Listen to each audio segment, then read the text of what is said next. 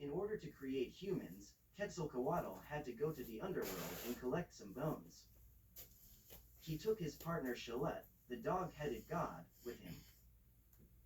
Mictlantecuhtli and Mictlantecuhtli, the two gods who ruled over that realm, gave him a riddle to solve before he could retrieve the bone. He was expected to blow a conch shell trumpet without a hole in it. Quetzalcoatl asked the worm to make a hole in its shell and then put a beat in it so that the shell made a sound. Even though he finished his task, Quetzalcoatl decided he was going to steal some bones and then pretended he left the underworld boneless. He is captured by one of the gods of the underworld and falls into a hole made to trap him, where he drops and mixes male and female bones. But Quetzalcoatl manages to get out of the hole and take the bones to the serpent goddess Cihuacoatl, who molds him into a human by mixing bones, corn, and some of Quetzalcoatl's blood. End of Quetzalcoatl. There is a Toltec myth that explains how Quetzalcoatl ended. In the myth, the god was the priest king of Tula and never offered human sacrifices, only plants or small animals. Or, gods only accept such sacrifices and not human blood. However, Tezcatlipoca was not happy with Quetzalcoatl and wanted to get rid of him. Tezcatlipoca managed to get Quetzalcoatl drunk, which led to him committing incest with his sister, Quetzalcoatl.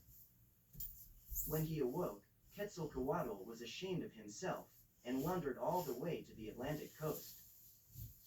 In one version of the myth, he built a pyre and sacrificed himself on it, later appearing as the planet Venus.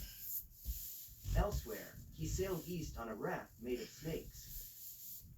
Some scholars argue that the story of Tezcatlipoca's victory over Quetzalcoatl is a reflection of true events.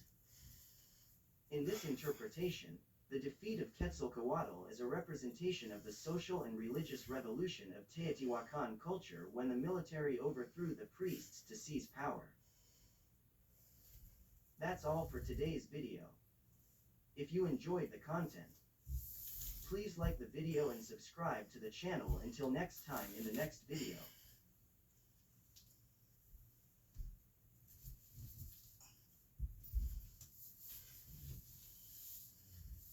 Are you winning, Cheese?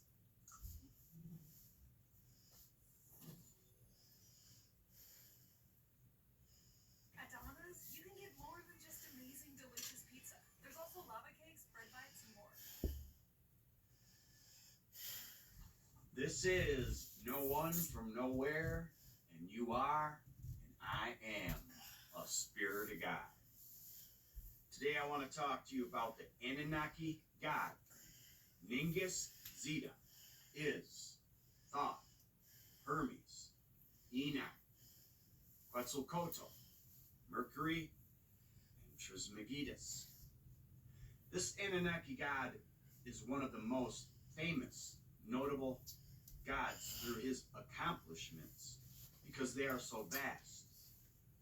He is known to build all of the pyramids on planet Earth and also Stonehenge. He is the youngest son of Enki, and Marduk is his eldest brother. First a joke. What do you call a baby monkey? A chimp off the old block. Jeremiah 29:11.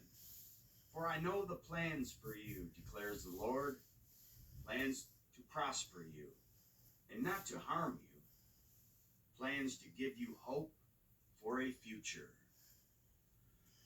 10,500 to 7,000 years ago BCE, during the first shower after the deluge, the Anunnaki create a new place of the chariots.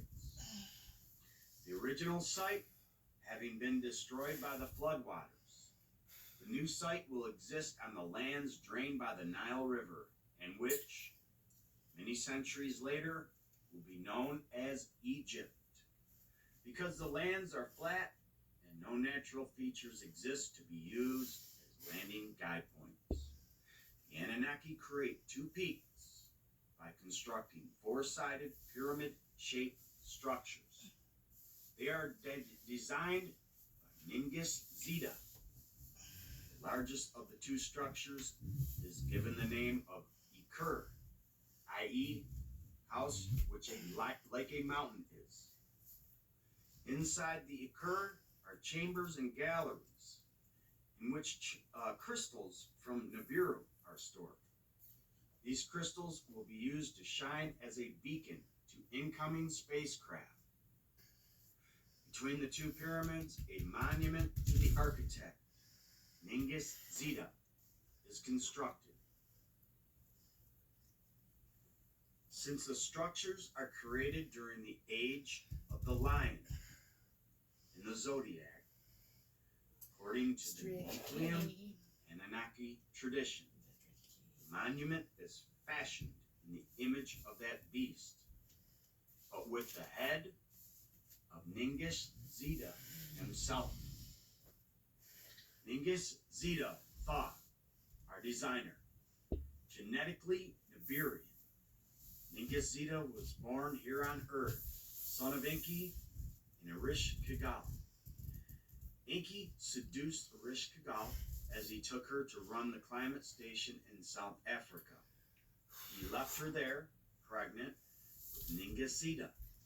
Enki's son Nergal married Erish Kigal and sent Ningis Zeta to live with Enki. Ningis Zeta co-created us, made us breedable, and left us genetic, architectural, mathematic, astronomical, musical, and with chemical knowledge that helps us survive today. After the deluge, Ningis Zeta, as Thoth, built the Sinai spaceport and the Giza pyramids to guide rockets to the spaceport. He built a model pyramid, then the Great Pyramid at the south end of a straight landing line to the landing platform in Lebanon, to Mount Area in eastern Turkey in the north. Ningis Zeta installed the power generator, master computer programs, and astro-navigational equipment in the Great Pyramid.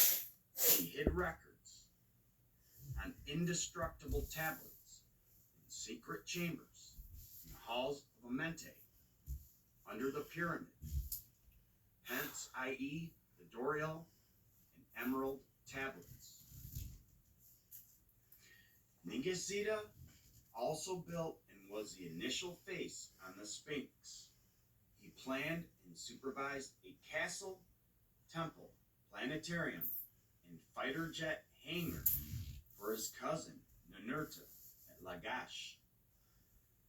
Ningis Zeta refused to fight for Marduk and Enki in the Second Pyramid War, though he did when the Council of the Anunnaki asked to tunnel into and rescue Marduk from the Great Pyramid.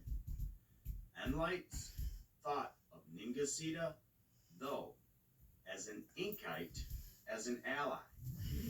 Since Enlil, through Ningis Zeta's mother, Erish Kigal, was his grandfather, both Inkites and Enlights accepted him. So Enlil, at the peace treaty of 8670 BCE, made him ruler of Egypt. As Thoth, he ruled the Nile for 1560 years, from 8670 BCE. Enlil banished Marduk Ra from Egypt. Enki and Enlil agreed to give Egypt to Ningis Zeta. He ruled through other Anunnaki he put in charge. When Marduk returned from exile, he sent armies against Ningis Zeta, or aka Thoth, for the next 350 years. Enki Ptah, their father, in 4350 BCE, ordered Ningis Zeta to leave Egypt to Marduk. So Ningis Zeta moved on. He guided the building of Stonehenge in England and Newgrange